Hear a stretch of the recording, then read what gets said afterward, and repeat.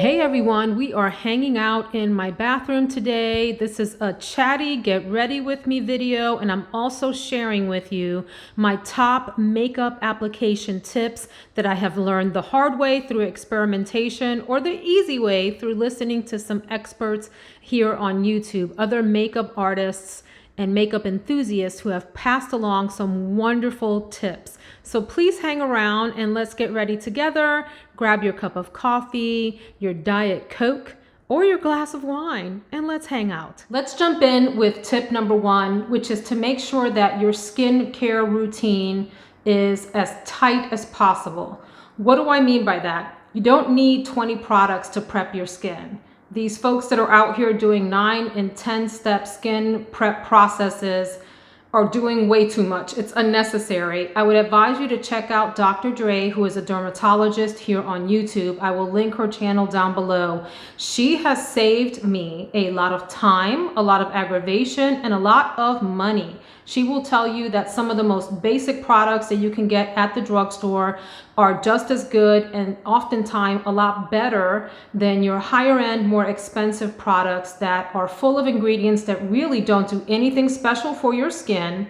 They haven't been proven to do anything. And in fact, they may irritate your skin. So be careful of being sold a bunch of marketing lies with expensive skincare. That said, if you like expensive skincare because it makes you feel good and you like the luxury experience, fine. Knock yourself out and purchase those, but just know that simple products will do the trick as well. So some of the products that I like to use that are on the simple side is, and she will tell you, Dr. Dre will say, make sure you cleanse your face, make sure that you moisturize, and make sure that you protect your skin from the sun, that you use a good SPF. And so what I like to use is the simple Cerave.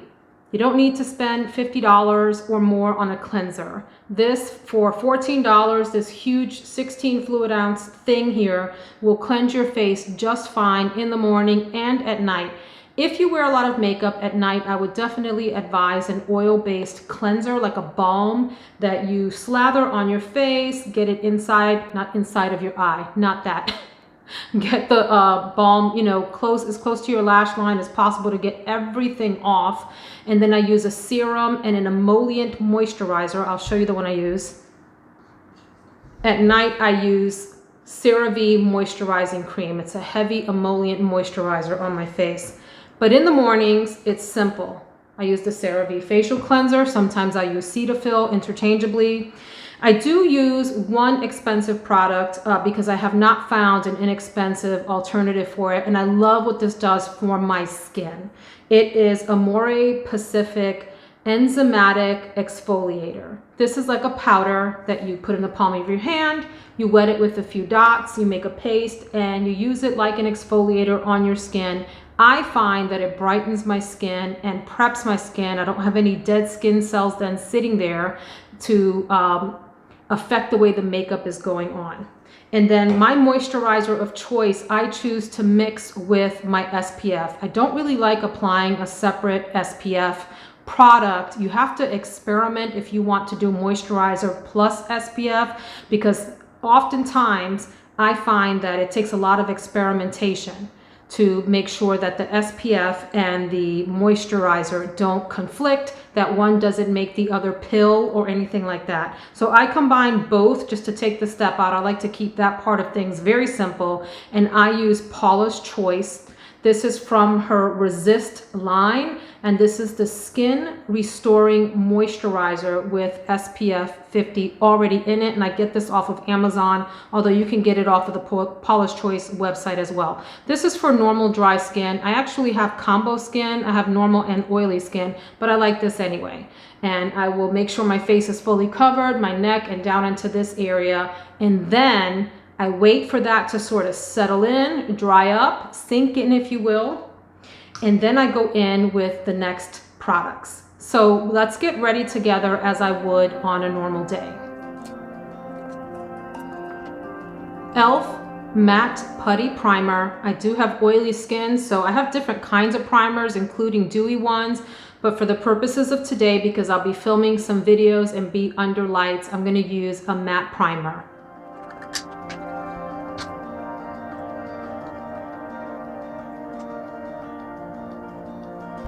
If you've watched my other makeup videos, and by the way, if you're newer to my channel, I have a bunch of makeup videos. I haven't posted a makeup video in a while because I got really distracted by the fragrance reviews and into that a lot. But there's a bunch out there. Some of those videos are great. They have great tips, and others will show you times that I probably was very close to failure at makeup application. I am not a makeup artist by any means, and I just enjoy makeup. So I'm here learning techniques with you. But if you've been watching me for a while, you know that I really love the Becca Anti-Fatigue Under Eye Primer. This one is almost used up. It usually has blue putty in the middle. So I'm almost done, and I have lots of backups of this. Becca is going out of business, we believe, this September. And so I purchased about 9 of these backups.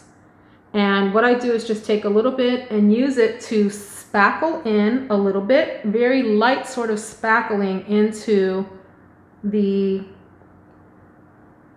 wrinkly areas under my eyes. I am 46 and I do have, as you see, texture. I have wrinkles on my forehead and a little bit under my eye and so forth. So love this for that. And then next I go in with an eye primer, which today it's going to be the Anastasia eye primer. You only need a little tiny dab like so. Just dab it on. Do not rub this on. It will pill up on you. Tip number 2 is going to be to actually apply a face powder before your foundation. That's not a new tip, but I think people are still scared of that because they think it's going to give them a cakey look. So the secret is to make sure that the application is very light. For this tip, you can use any fine face setting kind of powder. I am going to use the Wet n Wild Photo Focus powder in Banana. I'm going to tap out just a little bit. That's a lot of bit, so I'm gonna have to get rid of some. So I've tapped out just a little bit. I'm going in with an It All Over powder brush, which has a huge, you can see how big this is, a huge fluffy head on it. This is the number 211. And we're gonna just tap and swirl. Who remembers that from Bare Minerals? But the big thing is to get a lot of it off. And then just give yourself a very light dusting. Don't get too crazy. My next tip is to not be afraid to use a concealer that is actually darker than your skin. Normally, makeup artists will tell us to use something a little bit lighter, a shade lighter, and that's fine too, but you can also get a different, more natural effect if you use something that is darker. I happened upon this because I got a free sample when I was shopping at my favorite place, my Shangri-La, the cosmetics company store, and I got a MAC Pro Longwear concealer in as a free gift, but it was in a color darker than I would use, which is NW25. So I decided to play with it and happened upon this tip. I've applied too much, so I'm gonna put a little bit here, deposit here, and then also in other discolored areas to lighten those up. The best way I find to apply concealer is either to tap it on with your fingers lightly or use a concealer brush or a sponge. I prefer finger application followed by sponge and then a brush as a last resort. Sometimes I will go back in with a sponge just to tap out the edges and make sure there aren't any harsh transitions between the concealer and the rest of my face. We're going in with Estee Doublewear Foundation. Good old Estee Lauder. Mine is in 3N1 Ivory Beige.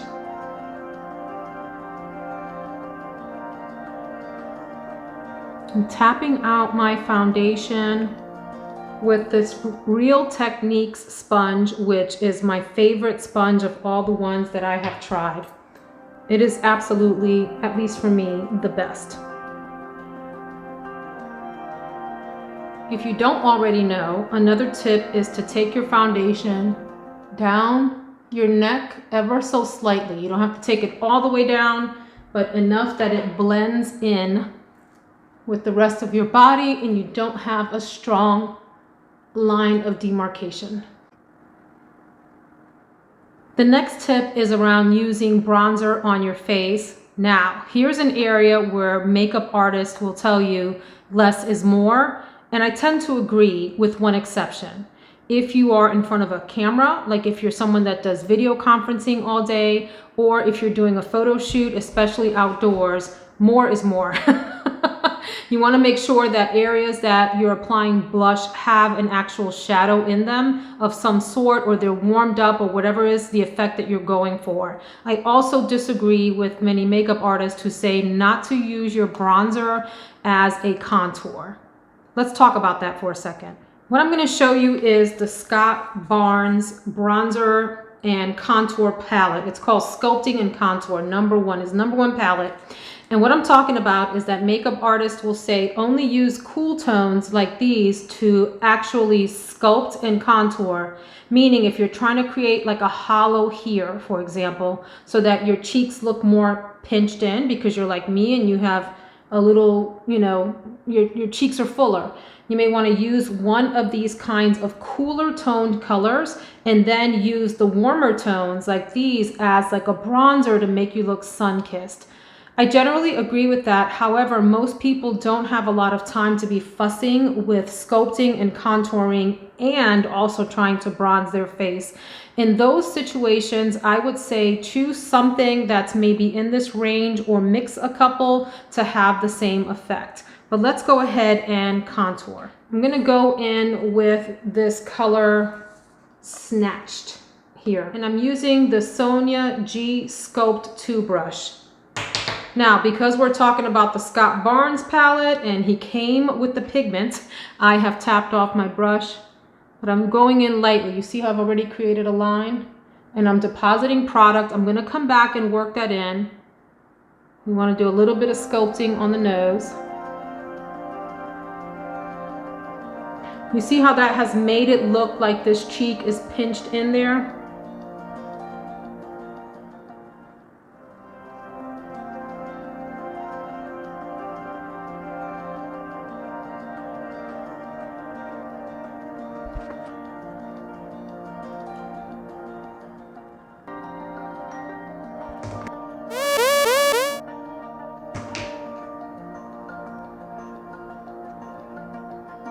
I'm also going to use that same color to do a little bit of sculpting under the cheek.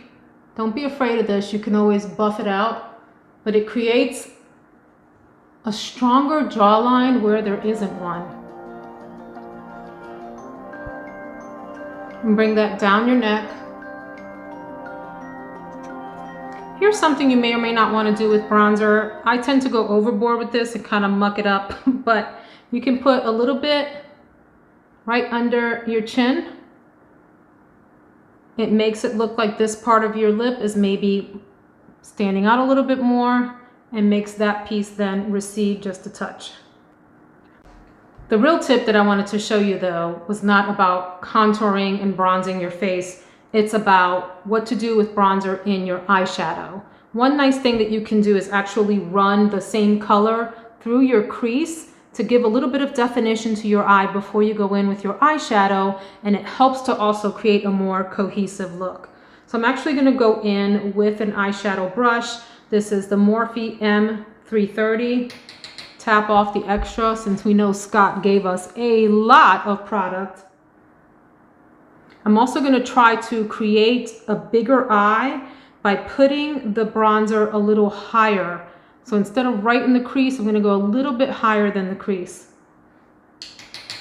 to give the illusion that I have more lid space than maybe I do.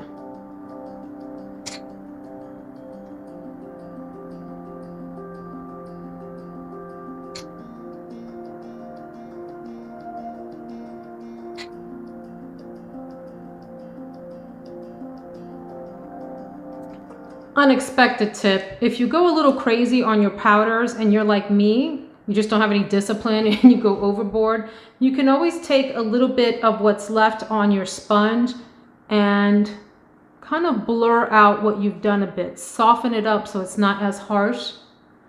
I find myself doing that quite often. So I'm gonna also go in with a little bit of a lighter color, which is this Sliced, to warm up the eye a bit. And I'm running it right over what I've done so far, because what I've done so far is maybe a little bit more gray or ashy tone than I would like. But that's okay. Yep, that's kind of the effect I was going for. Another way that you can use bronzer is to deepen up the hollows of your eyes here, push them back and make a more dramatic look. Let's experiment with that a little bit. I'm going back into that snatched color here. Wish me luck. Yeah, you see how that makes it look like this part of my eyes is like deeper in? A little bit of a more dramatic look if you're going for that. So the tip is to use bronzer as your crease shade if you would like. It's a 2-in-1 step then, and it helps to make a more cohesive look on your entire face. Next, we're going to talk about playing with bold eyeshadow, which I am still learning to do. You can look back at any of my old videos where I struggled to figure out how to use some of my newer eyeshadow palettes. I've been doing a lot of green looks lately, so I'm going to switch it up and go for a purple look today. I'm going to use Pat McGrath Mothership Mega Celestial Divinity palette. Looks like this, and I'm going to choose this as my all over eyeshadow shade. So the tip is to go in with light layers to begin with if you don't know what you're doing, and if you tend to be like me and get too crazy with your eyeshadow too quick. I'm actually using what's called a buffing concealer brush from Sonia Kashuk because it has a flat edge that I can use to kind of press on my eyelids. You can also just use your fingers, folks. But I'm going in lightly into that color, tapping off extra until I know what I'm getting myself into. Let's do it. I really like that a lot. It's actually a lot softer than I was anticipating. I'm doing light layers that will also help prevent it from looking cakey. On occasion, to help open up the eye, I like to take the color into this portion just a little bit. I call it the swoosh.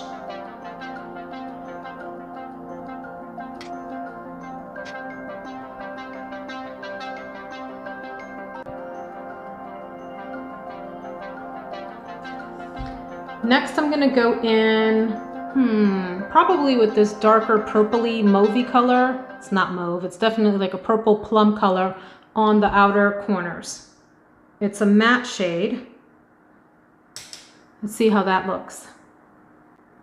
I'm kind of tapping it in, like stamping it in, so I can have some control over the shape, and then kind of flicking it out and up. A little too much.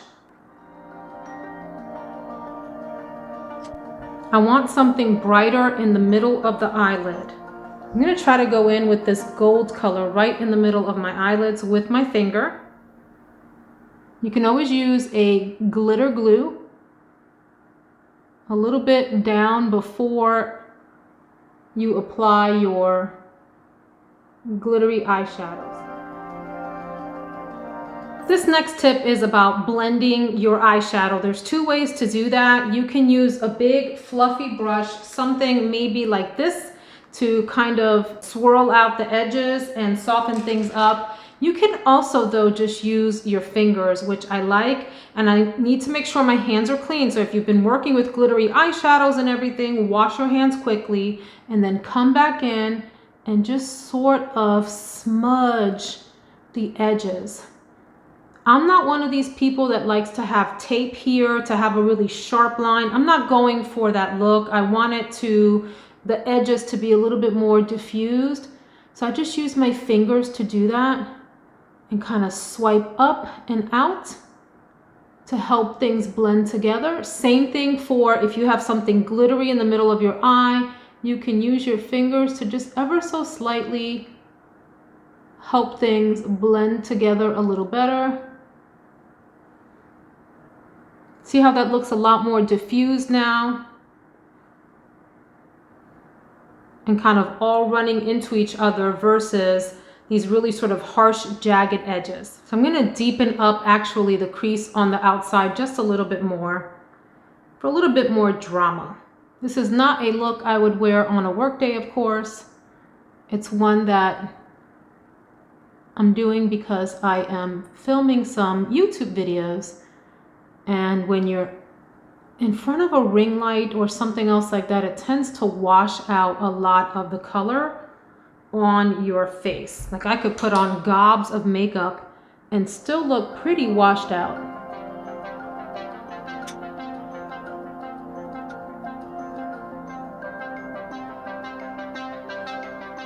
That looks really dramatic. I promise we're going to clean this up in just a little bit. I like to use eyeshadow as liner underneath the eyes. As I have gotten older and my skin has matured, it doesn't respond as well to like liquid liners or pencil liners even. Some pencil liners like the Urban Decay Glide On one does really well. But I need to use a powder liner underneath my eyes. So I like to go in with a little like smudger brush like this. And I'm gonna pick up this purple here to begin with. This one here. And run that all along the crease. You don't have to do that. In fact, you can skip that altogether. Just has a different, like a more sultry effect if you do it. If you're looking for something lighter, brighter, summery, springtime, maybe skip this.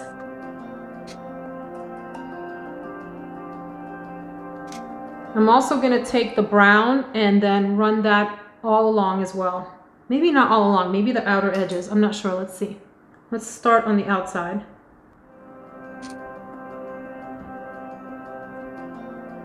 Take your fingers and just smudge.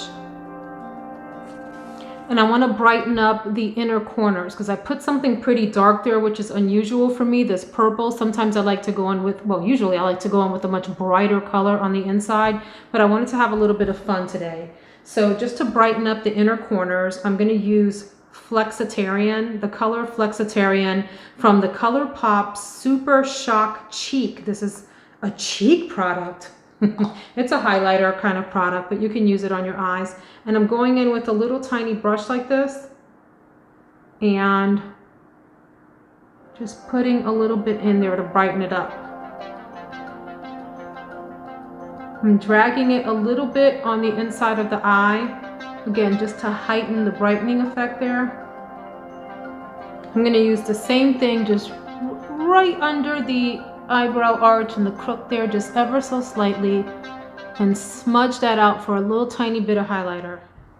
I have put on eyeliner and eyelashes, false eyelashes, which I don't do often except when I'm filming and I find them a lot of fun. The next tip is about your eyebrows. Now, I do happen to be lucky enough to have some eyebrow already, but I do like to create a little bit more in here, and I like to bring the tail out just a little bit to make the eye a bit more dramatic. I could just put some gel in my eyebrows now and leave it and it would look fine. But because I'm filming, I want a little bit of drama. So I'm gonna use this Precisely My Brow Benefit pencil in the color 3.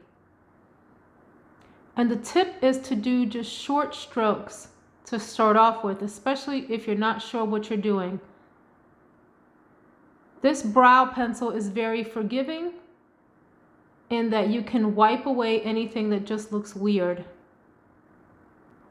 And believe me, there are days when I have done some very, very weird, odd things to my eyebrows.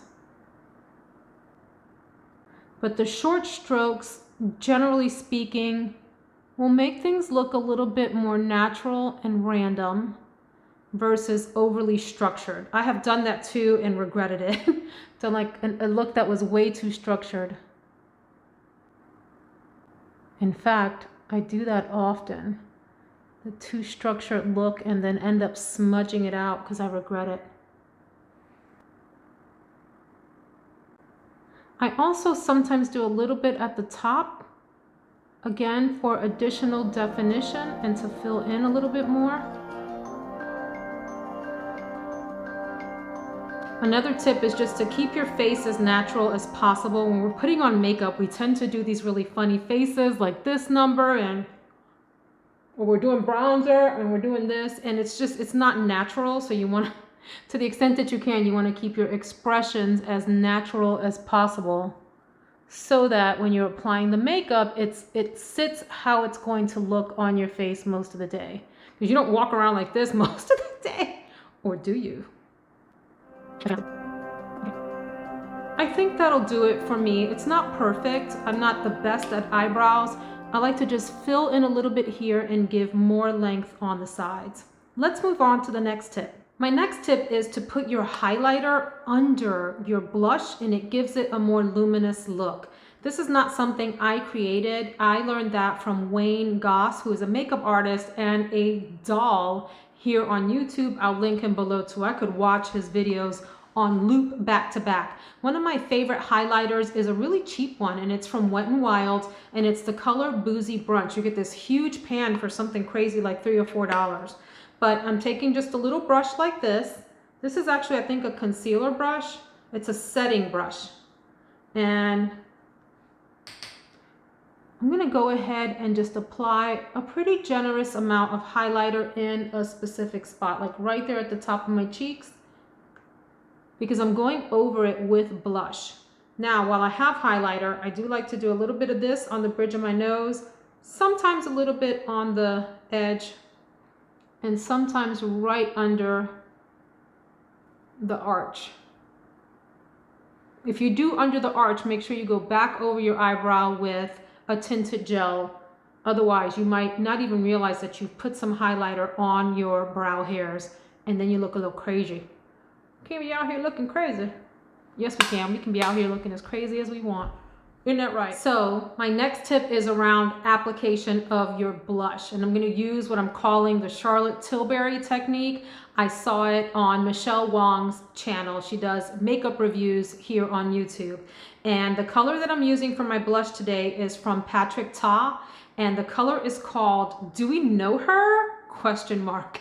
Do we know her? And it's this beautiful peachy color here. Now, he has a powder and a cream. I'm going to start with the powder. And I'm using a Chikuhoru cheek blush. And the technique is, rather than start at the place where people tend to apply too much blush, which is right in this area, the apple, actually start back here, a little further back, and do like a Nike swoosh. Ready? Like that. And that distributes the color a little bit better so that you don't have too much concentrated right here and get the little clown cheeks, like the Raggedy Ann, you know, little red bulbs right there. So start back here and then swoosh. Let's try again. I love it. I don't even think this is showing up on camera. Now remember, I have the highlighter on under that. The lighting in this bathroom is a little weird. I've got skylights that are shining light down on me, plus the ring lights, and it's just wreaking havoc with the lighting on the video.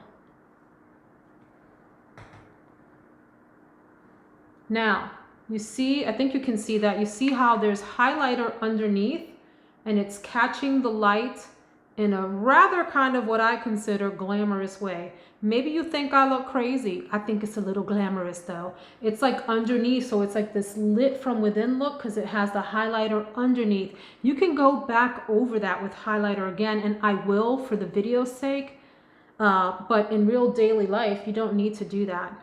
So we have this color. I think I want to put a little bit of the cream on as well. So I'm just going to use my fingers like that and kind of tap over. Who is your favorite makeup artist? Mine is Natasha Denona, Love watching her do little mini tutorials on Instagram or Facebook. She's just fascinating. She does the coolest, most editorial looks, very daring looks without being, well, some of the looks are crazy, but not all of them. Okay, what do we think? Do we have nice carved plump cheeks? I think I might go in even with a little bit darker bronzer right here just for camera effect. In normal life, you don't want to go too crazy with that. The next tip is around your lips and either making them appear smaller or bigger, depending on what kind of effect you would like to go for. For me, I have uneven lips, so one of the ways that I use lip pencil is to help even out the shape of my lips. And I do like to add a little bit of volume. If you want to decrease the volume on your lips, you can do so by using your lip contour, but contouring closer to the inside. And if you want to make them look a little more voluminous, you contour on the outside, almost like over contouring your lips. I am going to use the Huda Beauty Lip Contour 2.0 in the color Warm Brown. And I'm using this for effect on the lips so that you can see what over contouring your lips does, over lining your lips does. So you see I've already added some volume on this side, and I do it slowly because you can go really crazy on this.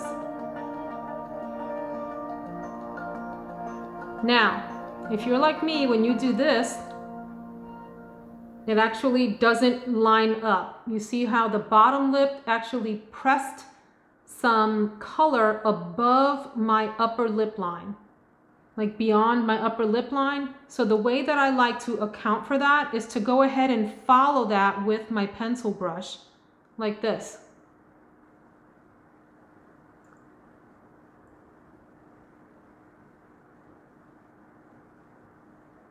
So there, I've just created a lot more lip than I usually have, as you can see from this side. In my case, it helps me because otherwise, as I go through the day and I do like that, which I do often, color will transfer there anyway. So I might as well work with it instead of against it. I'm going to even out on the other side. I also like to go in the middle a little bit.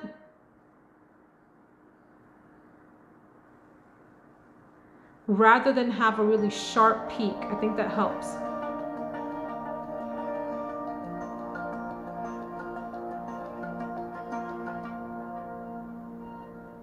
So I have added a lot of volume to my lips, hopefully without looking too crazy. You don't want it to look fake, like you're trying too hard and all of that. I also like to take my fingers and kind of dab the edges so they don't look too crazy, like too jagged. And I also like to do one of those numbers so I don't have weird things going on in the corner of my mouth. Let's do lipstick and then I'll share my final tip with you. Because we have such a bold eye look on that's really out of the ordinary, I like to keep the lips simple in that case, or vice versa. Have a bold lip and a really subdued eye look so that you're not looking too clownish. If you're going to an evening affair, certainly feel free to do both, really amp both up. So I Need a Nude in Liron from Natasha Denona, which is a nice sort of neutral light color there. My final tip is about mascara application. So if you're like me, you struggle to apply mascara and you end up blinking, over blinking, and ruining it and getting mascara all up here and all down here after you've done all your makeup and then you're ready to cry. Anybody else? Certainly me. So this is my Pat McGrath Labs Dark Star Mascara. This mascara is a little bit of a drier formula, which is good for the technique that I'm about to talk with you about. I love this hourglass wand. But it's to blink down onto your eyeshadow. Don't open your eyes wide and then drag the brush up, which sometimes tends to create that issue that I'm talking about. The best way I have found to mitigate that is to blink down onto your shadow. And that's how you apply it. Because I am filming today, I'm going to take the same brush that I used for that powder before the foundation trick and just kind of do one of these numbers, get any of the excess powder back on my face that's on the brush already to help kind of smooth all of this out. I'm going to use my Urban Decay All Nighter Setting Spray to lock this bad boy in. People have different opinions about setting sprays. I like them, and I'm going to use them. Now, Wayne Goss did an excellent video on how setting spray actually breaks your makeup back down, and it's a big gimmick. I don't not believe him, but I'm still going to use it. And I like that the setting spray actually can help make your eyeshadow look more amped up.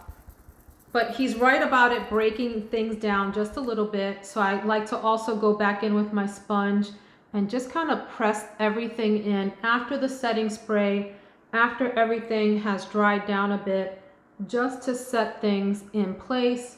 Maybe calm down any areas where you apply too much makeup if you're very heavy-handed like me. Voila! What do we think? Do we like the look? Do we like the techniques? What do you think of the tips that I shared with you today? Will they be helpful for you? Did you already know these things? Would you add any helpful tips to the list? Certainly this wasn't exhaustive, just my favorite tips to pass on to other people that have been passed on to me, either through YouTube or my own experimentation, figuring out what works for me. I had a blast hanging out with you all today. I will see you in the next video. Have a fabulous one, friends.